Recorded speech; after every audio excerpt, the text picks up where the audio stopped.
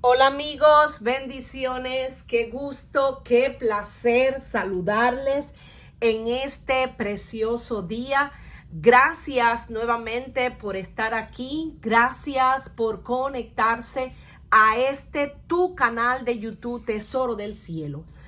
Hoy vamos a estar estudiando un tema poderoso al que titulé Los que rechazan la gracia de Dios. Todos sabemos que aquellos que han sido transformados profundamente por una clara comprensión de la gracia de Dios, a menudo se preguntan por qué más personas salvas o no salvas no aceptan este mensaje. Después de todo, si la gracia nos da salvación por la fe en Jesucristo y sus beneficios son absolutamente gratuitos, ¿por qué tantos incrédulos la rechazan y por qué tantos creyentes tratan de ponerle condiciones, queriendo obtener la salvación por medio de las obras de la ley? Para continuar con este poderoso estudio, yo te invito a que busques tu Biblia, tu libreta de notas, porque esta enseñanza acaba de comenzar. Levantamos una oración como solemos hacer, dándole gracias a nuestro Padre Celestial por permitirnos tener este hermoso tiempo aprendiendo de su palabra. Gracias, Dios mío. Padre eterno, Dios de amor, maravilloso Señor, te damos gloria, te damos honra. Solo a ti, precioso Señor, te damos sublime alabanza. A ti venimos, oh Padre, porque ciertamente solo tú tienes palabras de vida eterna. Nuevamente, Señor, te pido que perdones toda ofensa, toda iniquidad, que me limpies de toda maldad, de todo pecado. Señor, que pases carbón encendido por mis labios para, Dios mío, poder llevar tu palabra a las naciones. En el nombre poderoso de Jesucristo, yo me humillo para que crezcas tú. Queremos, Señor, aprender cada vez más de ti. Queremos andar, Dios mío, como tú anduviste. El hacer tu voluntad nos ha agradado. Enséñanos cada día, Señor, a ser cada vez más obedientes a ti y a crecer en la gracia y en ese crecimiento, Señor, que solamente viene de ti, tal y como crecía Jesús mientras estuvo aquí en la tierra, que dice la Escritura que creció en sabiduría, en gracia para con Dios y también para con los hombres. Nosotros te lo pedimos en esta hora, precioso Rey de Reyes, en el nombre de Jesús. Amén y amén.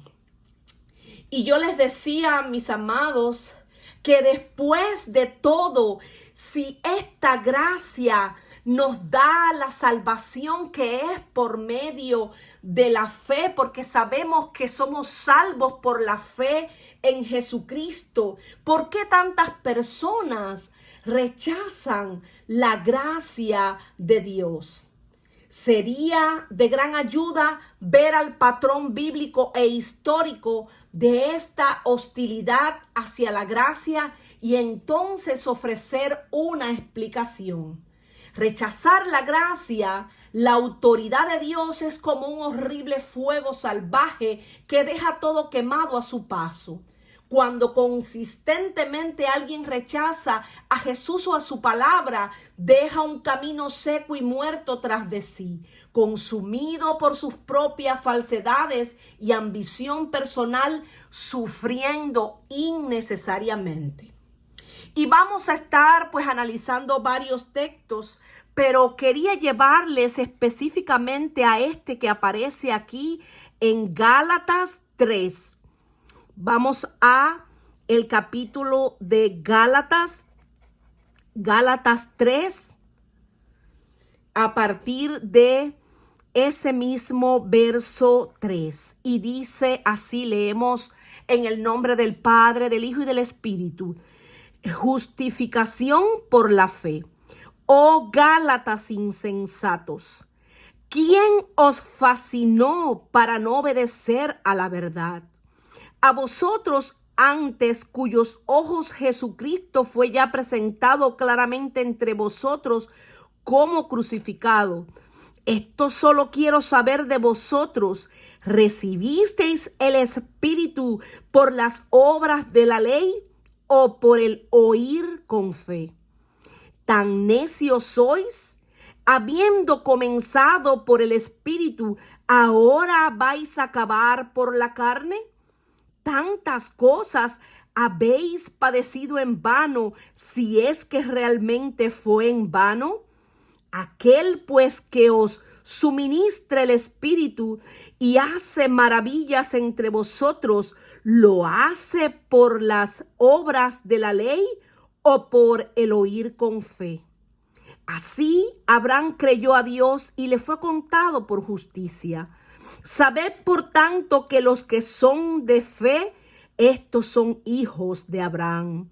Y la Escritura, previendo que Dios había de justificar por la fe a los gentiles, dio de antemano la buena nueva a Abraham, diciendo: en ti serán benditas todas las naciones, de modo que los de la fe son bendecidos con el creyente Abraham.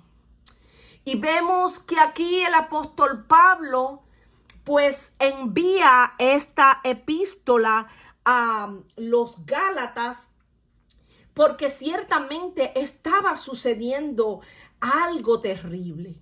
Y es que muchos habían abandonado el verdadero mensaje del evangelio para seguir, según Pablo, un evangelio diferente. Y no es que el evangelio fuese diferente, sino que ellos estaban pues pervirtiendo la gracia de Dios.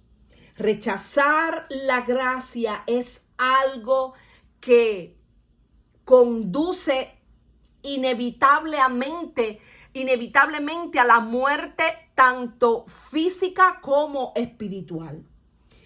Un patrón de rechazo de la gracia vamos a estar analizando cuando la historia de la nación escogida de Dios.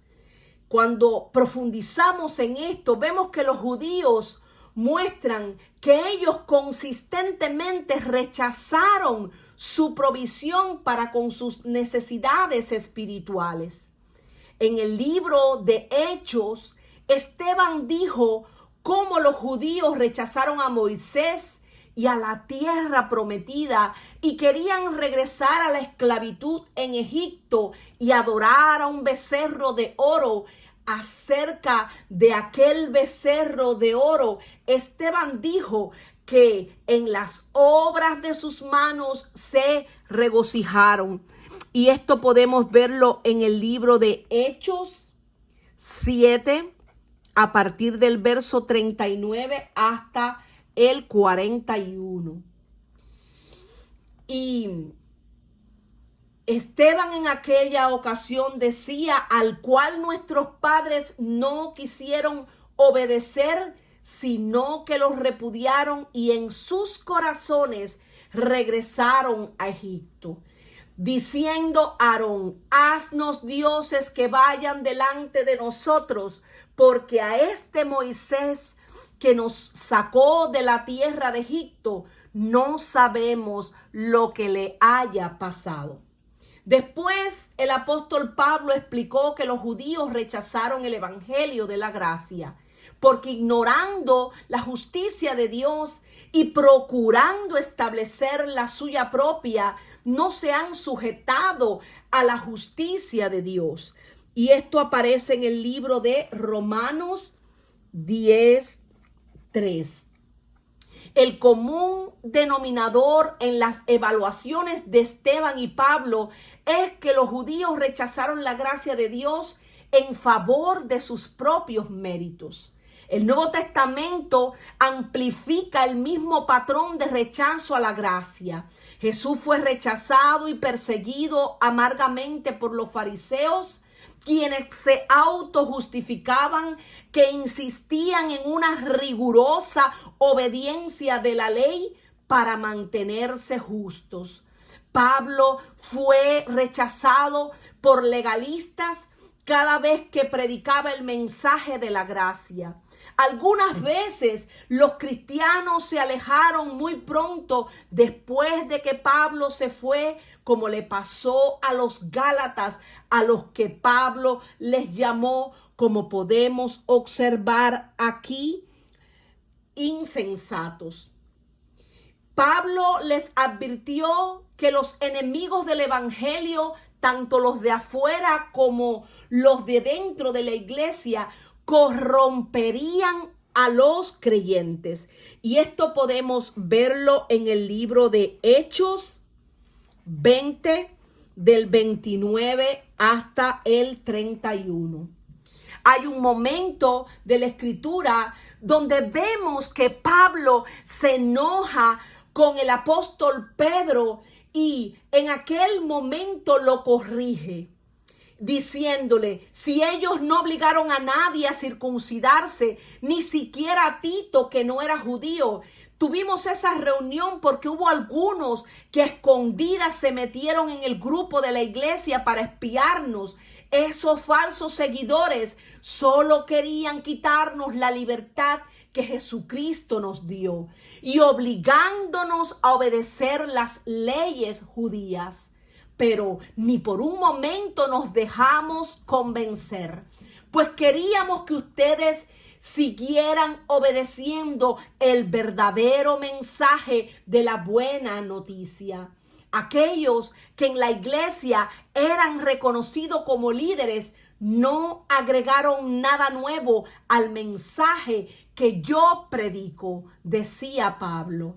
Y no me interesa saber si en verdad eran líderes o no, pues Dios no se fija en las apariencias. Más bien, ellos comprendieron que a Pedro se le había encargado anunciar la buena noticia a los judíos y que al apóstol Pablo se le había encargado anunciar a todos los que no lo son. Fue Dios mismo quien envió a Pedro como apóstol para los judíos y al apóstol Pablo para los que no eran judíos, es decir, para los gentiles. Cuando Pedro vino a la ciudad de Antioquía, me enfrenté a él y le dije que no estaba bien lo que hacía. Pues antes de que llegaran los judíos que Santiago envió, Pedro comía con los cristianos que no son judíos, pero en cuanto llegaron los judíos, dejó de hacerlo porque les tenía miedo. Pedro y los judíos disimularon muy bien sus verdaderos sentimientos y hasta el mismo Bernabé les creyó. Esa conducta iba en contra del verdadero mensaje de la buena noticia. Por eso hablé con Pedro, decía el apóstol Pablo, delante de todos los miembros de la iglesia de Antioquía. Y le dije: tú que eres judío, has estado viviendo como si no lo fueras. ¿Por qué entonces quieres obligar a los que no son judíos a vivir como si lo fueran? Todos nosotros somos judíos desde que nacimos y no somos pecadores como los que no son judíos. Sabemos muy bien que Dios solo acepta a los que confían en Jesucristo y que nadie se salva solo por obedecer la ley. Nosotros mismos hemos confiado en Jesucristo para que Dios nos acepte por confiar en Él, porque Dios no aceptará a nadie solo por obedecer la ley. Nosotros queremos que Dios nos acepte por medio de Cristo. Aleluya. Y esto lo puedes encontrar, amado, aquí en el libro de los Gálatas, en el capítulo 2 del 3 y hasta el 8 y también del 11 pues hasta el 17. El apóstol Pablo enfrentó con valentía al apóstol Pedro porque se estaba comportando de una manera y su hipocresía dice que arrastró a otros líderes. Por eso el apóstol Pablo le hacía una advertencia a la iglesia. Sé que después de mi partida vendrán lobos feroces entre vosotros que no perdonarán el rebaño, y que de entre vosotros mismos se levantarán algunos hablando cosas perversas para arrastrar a los discípulos tras ellos. Por tanto, estad alertas. Y hoy el Señor nos llama a que estemos alerta, a que estemos buscando su rostro en oración, a que no nos apartemos de la verdad, a que constantemente escudriñemos las escrituras, porque solo en ella podemos conocer a Jesús y solo en ellas podemos conocer la verdad. Conocerás la verdad y la verdad te hará libre. Sabemos que Jesús es el camino, es la verdad y es la vida. Y que somos salvos tan solo por fe en Él, por confiar plenamente en Él. Somos justificados pues por la fe. Somos justificados tan solo por su gracia y por su amor. Aleluya.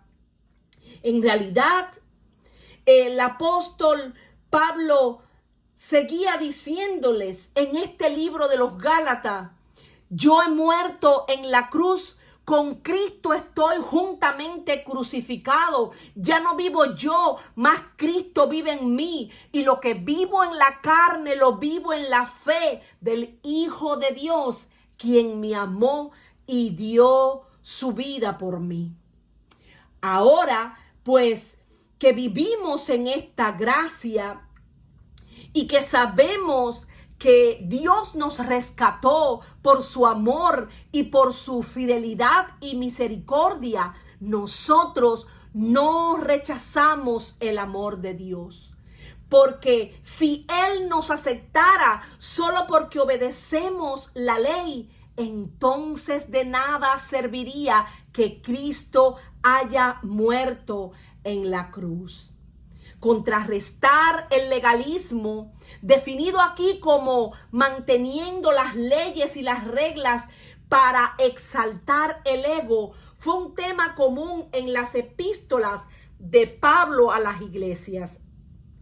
La historia de la iglesia desde el Nuevo Testamento muestra que la gracia gratuita de Dios fue rechazada por algunos antes de que la iglesia cumpliera su primer siglo.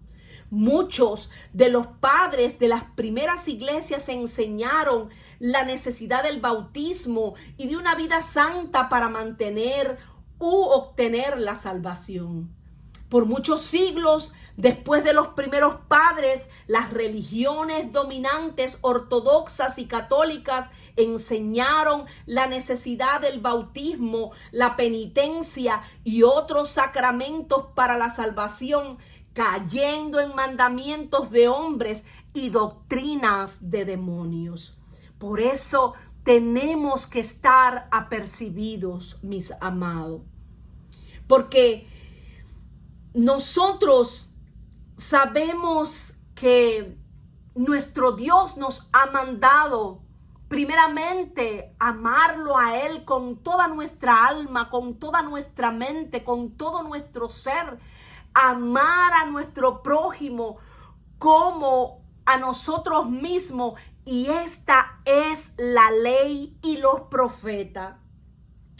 porque el hermoso y liberador mensaje de gracia es lo que realmente salva al mundo. Solo podemos hacer una suposición del por qué tanta gente rechaza o pervierte la gracia gratuita de Dios. Y esto se debe a estudiosos del tema, según muchos de ellos, a un condicionamiento. Vivimos en un mundo de no gracia, que siempre ha enseñado que debemos de ganar nuestro propio destino. Se nos prometen premios cuando somos niños por dejar de usar pañales, por obtener buenas calificaciones, un salario para trabajar.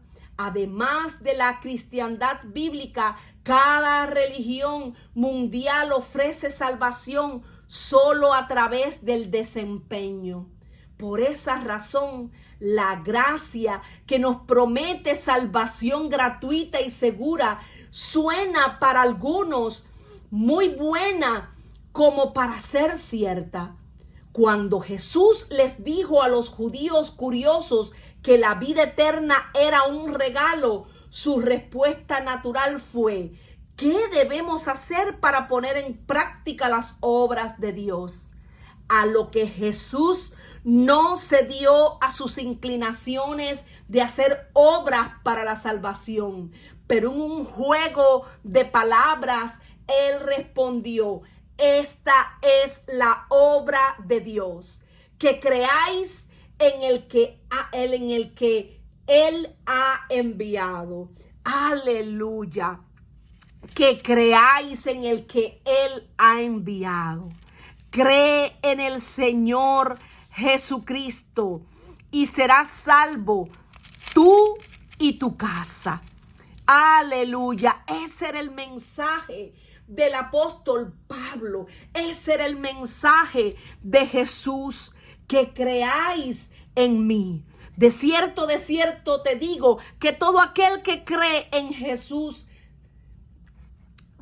tiene vida eterna. Todo aquel que le cree a él. Aleluya. Qué hermoso es nuestro Señor Jesucristo. Claramente les dijo, porque en el Evangelio la justicia de Dios se revela por fe y para fe, como está escrito, perdón, mas el justo por la fe vivirá.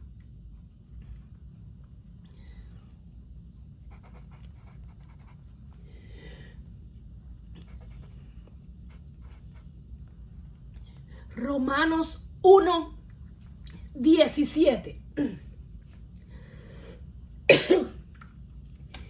Pregunte a la persona promedio de hoy: ¿cómo puede obtener la vida eterna? Y la respuesta dominante va a incluir que se debe de hacer algo, que la salvación es verdaderamente gratuita. Es difícil de que algunos lo comprendan, pero es la verdad. Jesús nos dice en su palabra: por gracia sois salvos. Y esto es un don de Dios. Es por medio de la fe, porque el justo por la fe vivirá. Un hombre principal le preguntó diciendo: Maestro bueno, ¿qué haré para heredar la vida eterna? Jesús le dijo: ¿por qué me llamas bueno? Ninguno hay bueno sino solo Dios. Y esto lo podemos encontrar en el libro de Lucas 18. Perdón. Hay una situación con respecto al orgullo. El hombre muchas veces le cuesta humillarse Hacer algo que contribuya a nuestra salvación apela al impulso natural de nuestro orgullo. El evangelio de la gracia gratuita separa completamente las obras de la oferta de la salvación. Nosotros somos salvos por gracia, por medio de la fe, no por obras, para que nadie se gloríe. Aleluya. Y eso está en el libro de Efesios 2, del 8 al 9.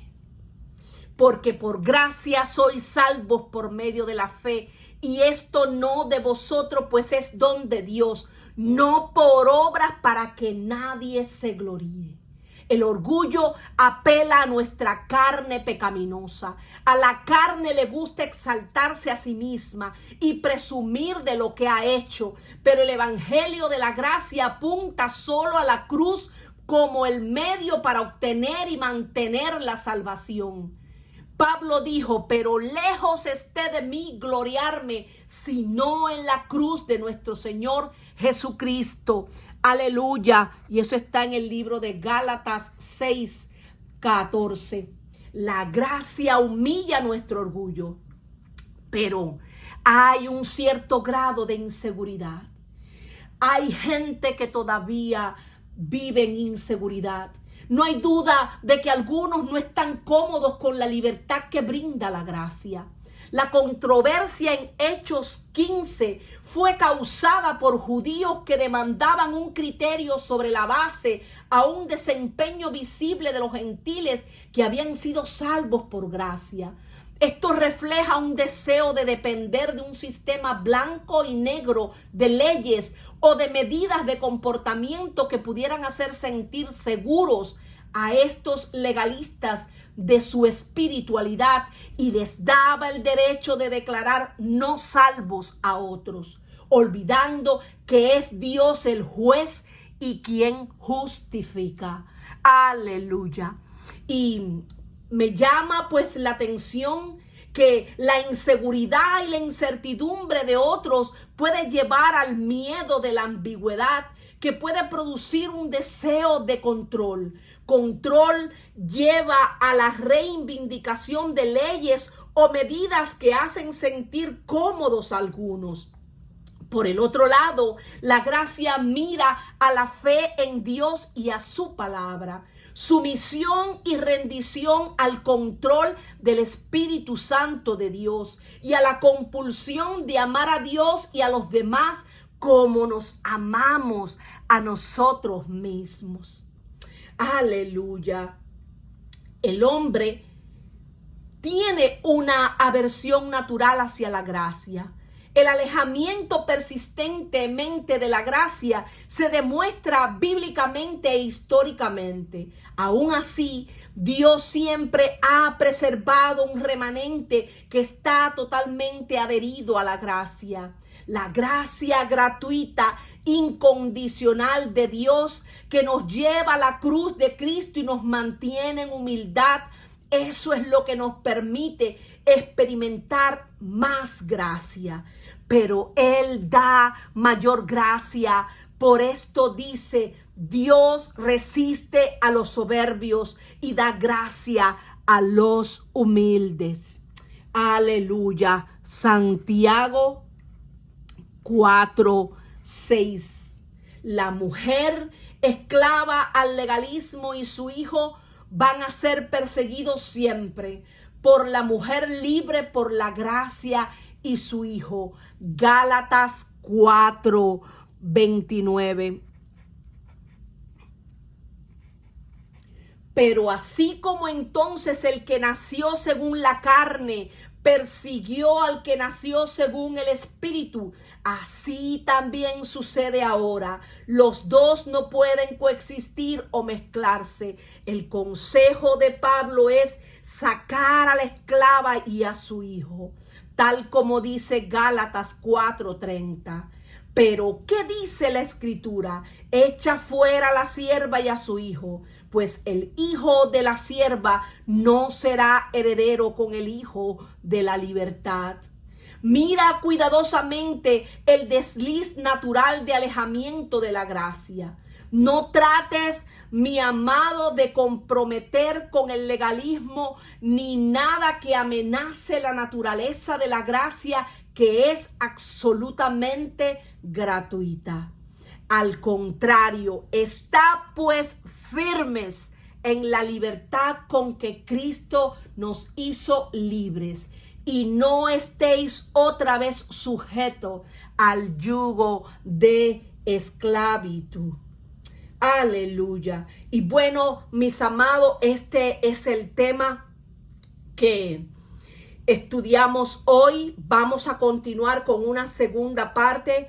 Yo te invito a que actives las notificaciones y que estés alerta, porque vamos a continuar este estudio con respecto a la gracia, si realmente se puede caer de la gracia. Y esto se refiere a que, conociendo la justificación por fe que Cristo nos da, pues se elige u opta por la ley si se depende de la circuncisión para hacerse justos ante Dios. Entonces, como dice también este libro de Gálatas, de Cristo os habéis desligado, porque aquellos que piensan que por hacer las obras de la ley serán justificados, no podrán recibir la justificación, porque están haciendo nula lo que hizo ya Jesucristo en nuestra cruz, en la cruz. Ciertamente Jesús llevó a la cruz todos nuestros pecados. Ciertamente Jesús llevó todas nuestras enfermedades. Ciertamente nosotros le tuvimos por azotado, por herido de Dios. Mas Él fue herido, dice la Escritura, por nuestras rebeliones. El castigo de nuestra paz fue sobre Él, y por su llaga fuimos nosotros curados. Nadie puede ser salvo por sí mismo. Nadie puede salvarse por sí mismo. Nadie puede superar lo que ya Jesús hizo por ti y por mí y por toda la humanidad. Ciertamente Dios preparó las obras de antemano para que anduviésemos en ella. ¿Tenemos que hacer el bien? Claro que sí, pero no es por las obras de la ley que somos salvos. Es por gracia y por fe, por confiar plenamente en el Hijo de Dios, quien nos amó y dio su vida por ti y por mí en la cruz. Aleluya. Él no se quedó allí. Él murió, pero resucitó. Y ahora está sentado a la diestra del Padre, reinando con poder. Él sigue con sus brazos abiertos, pero esperándote a que te decidas, a que corras a sus brazos de amor. Porque todo aquel que cree en el Señor Jesucristo ciertamente será salvo. Bendiciones y gracias nuevamente por conectarte. Espero que esta enseñanza haya sido de gran bendición para ti, como lo ha sido para mí. Que el Señor te continúe bendiciendo. Paz, misericordia y gracia sean multiplicadas sobre todos ustedes, en el nombre de Jesús. Amén y amén.